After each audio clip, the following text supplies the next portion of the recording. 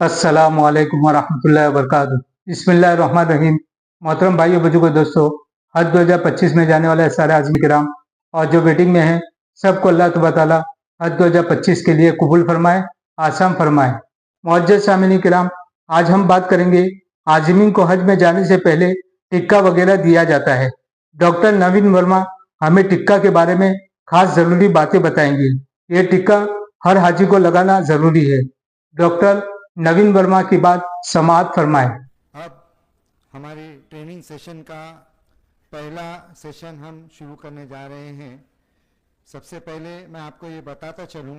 कि हुज्जाज कराम को टीके वगैरह दिए जाते हैं हज पर जाने से पहले, और उनके लिए सऊदी अरब में भी तिब्बी इमदाद के लिए हिंदुस्तानी सरकार बहुत कुछ करती है। हमारे दरमियान डॉक्टर नवीन वर्मा जो कि डेप्यूटी डायरेक्टर हैं directorate general of health service में, मैं उनसे गुजारिश करूंगा कि वो डायस पर तशरीफ़ लाएं और आप लोगों से ये बताएं कि हिंदुस्तानी हुकूमत ने, खासकर हमारे महकमा सेहत ने हाजियों के लिए हिंदुस्तान में और सऊदी अरबिया में क्या क्या इंतजाम किए हैं। Doctor Naveen Verma sir.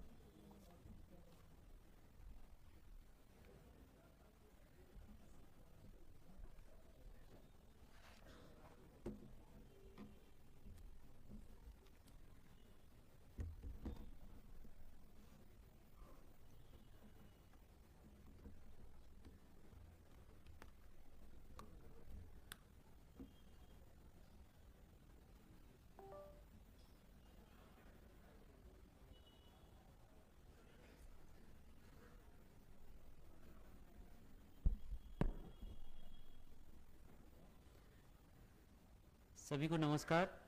Respected joint secretary sir Shri CPS Bakhshi ji, respected vice chairperson madam Mrs Munawari Begum ji, and respected mister Shahnawaz sir CEO, respected members of Haj committee of India. First of all बहुत बहुत धन्यवाद कि मुझे मौका दिया गया यहाँ पर आपके बीच आने का और आपको कुछ अपने विचार आपके साथ रखने का कि ये जो हज का सारा आयोजन हो रहा है ये बहुत अच्छी तरह से हो जाए। तो मैं जैसा कि बताया from ministry of health and family welfare हूँ, डायरेक्टरेट जनरल हेल्थ सर्विसेज में। हमारा एक डिवीज़न है जिसको कहते हैं कि इमरजेंसी मेडिकल रिलीफ। तो इस EMR डिवीज़न के अंतर्गत मैं पब्लिक हेल्थ स्पेशलिस्ट हूँ,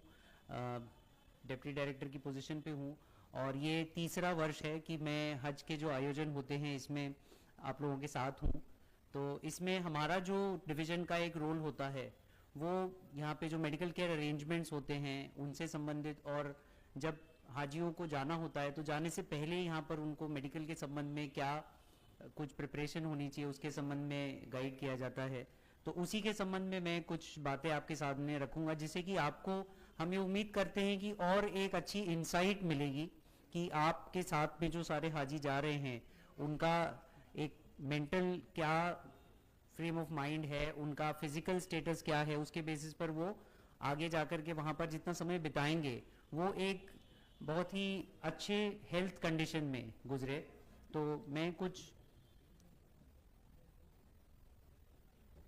स्लाइड्स के माध्यम से कुछ अपनी बातें रखूंगा, इसके साथ साथ कुछ अपने विचार भी आपके साथ शेयर करूंगा। जी,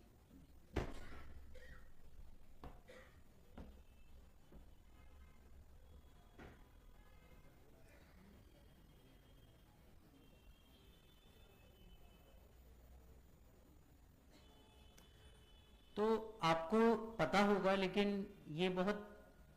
ज़रूरी बात है, इसलिए मैं शुरुआत यहाँ से करना चाहूँगा कि हर साल लगभग 1.25 लाख हाजी भारत से हज पर जाते हैं। तो ये एक बहुत बड़ी संख्या होने की वजह से हम लोगों को उनके स्वास्थ्य को ध्यान में रखते हुए यहाँ से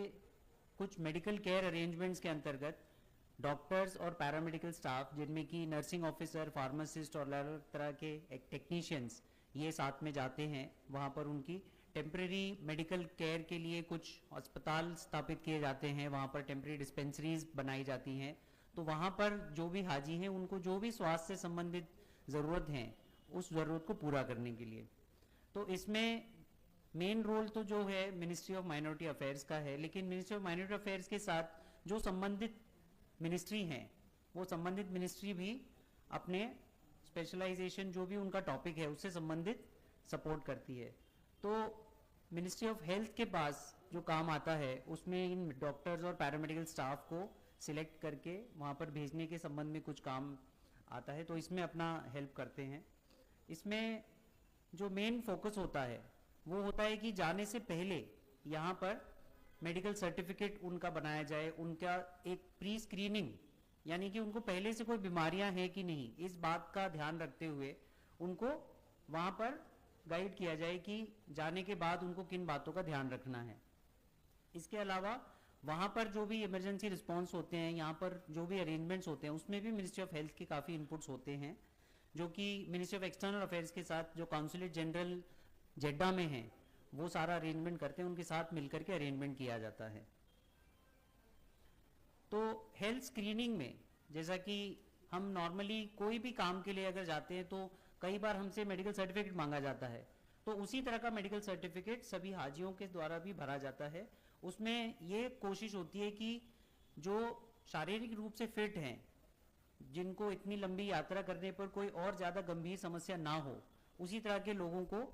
वहाँ पर जाने का मौका मिले। अगर वो ऑलरेडी बहुत गंभीर बीमारी से ग्रस्त है तो वहाँ पर जाने के बाद उनकी तबीयत और ख़राब हो सकती है, तो इससे जो रिस्क है वो रिस्क बढ़ने से उनके लिए भी खतरा है और बाकी वहाँ पर जो उनकी केयर करने वाले हैं उनके लिए भी एक बहुत बड़ा चैलेंज है। तो इसको ध्यान में रखते हुए एक स्क्रीनिंग की जाती है।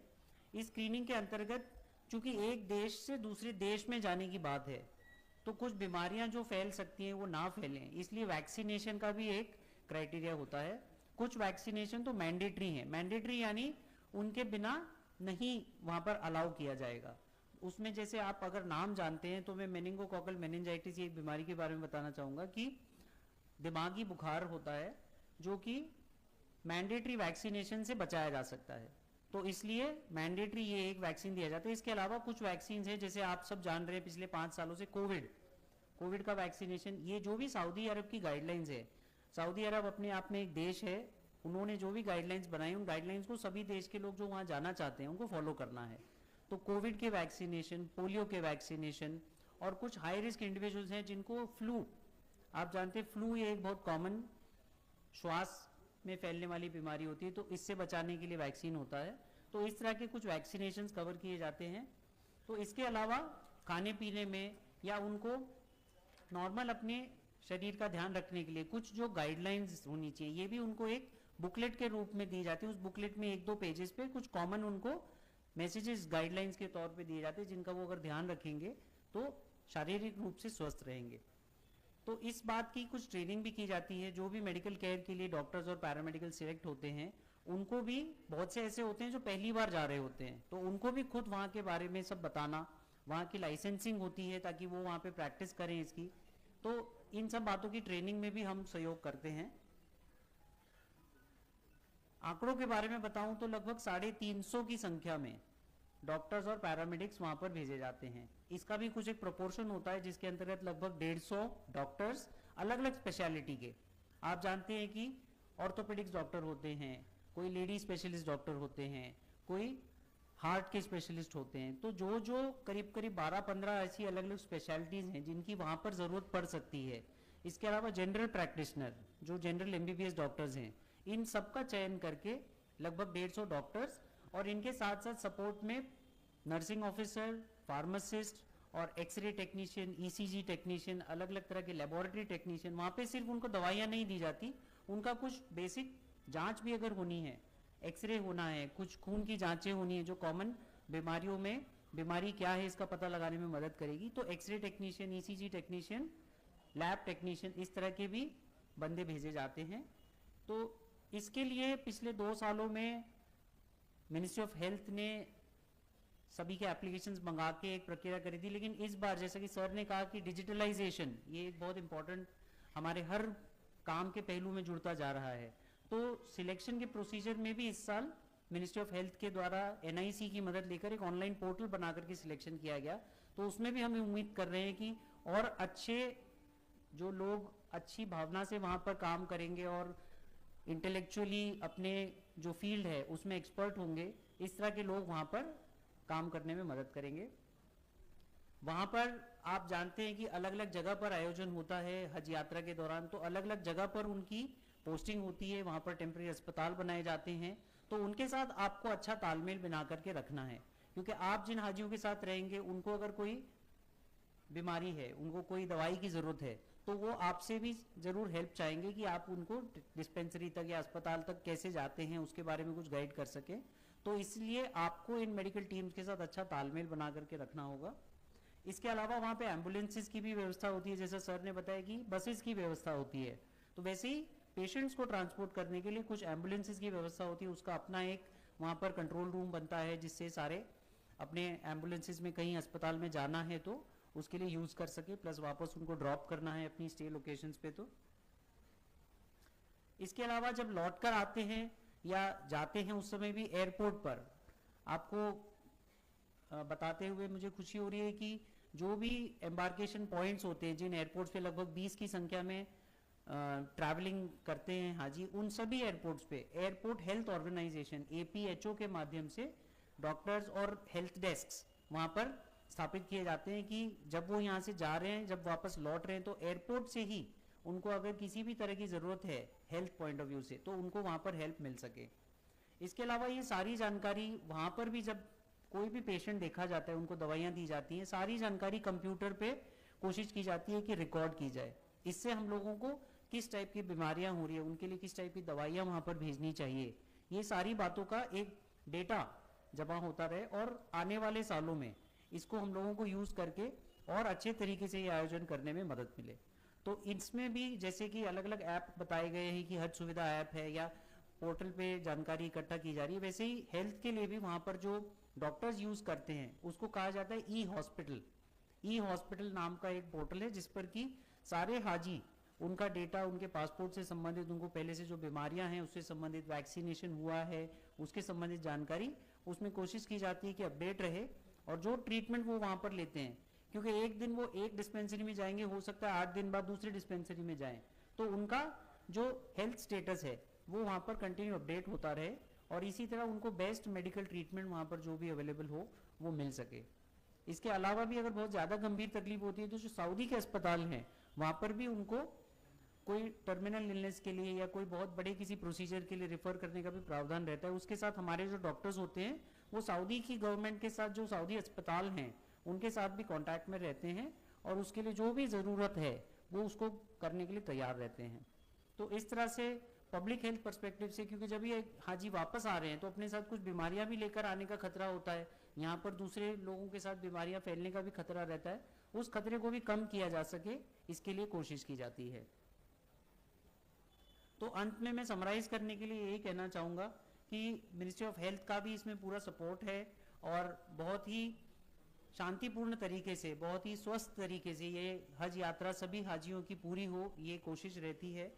इसमें तालमेल के रूप में मिनिस्ट्री ऑफ माइनॉरिटी अफेयर्स के साथ, मिनिस्ट्री ऑफ एक्सटर्नल अफेयर्स के साथ जो भी ज़रूरतें हैं उसको हम लोग कंटिन्यूस बेसिस पर ट्रैक रखते हैं और अच्छे से तरीके से इसको करने की कोशिश करते हैं और डिजिटल तरीके से जो टेक्नोलॉजी की हम मदद ले सकते हैं उसको भी पूरा लेने का हम कोशिश करते हैं। तो सब लोगों के साथ यही कोशिश है कि ये पूरा जो यात्रा है हज का, ये बहुत ही स्वस्थ तरीके से हो जाए और यही हम लोगों की शुभकामनाएं हैं। माशाअल्लाह, हज इंस्पेक्टर के बारे में बहुत अच्छी बात बताई है और भी हजों की काम की बातें हैं हम इंशाल्लाह अगली वीडियो में बताएंगे। जो साथी हमारे वीडियो में नए हैं हमारे वीडियो को जरूर सब्सक्राइब करें ताकि आने वाले वीडियो का नोटिफिकेशन मिलता रहे। अगली वीडियो में इंशाल्लाह हमारी मुलाकात होगी। साथी दुआ में याद रखें। खुदा हाफिज। अस्सलामु अलैकुम वरहमतुल्लाहि वबरकातुहू। लब्बैक अल्लाहुम्मा लब्बैक लब्बैक ला शरीक लक लब्बैक इन्नल हम्द वन निअमत लक वल मुल्क ला शरीक लक।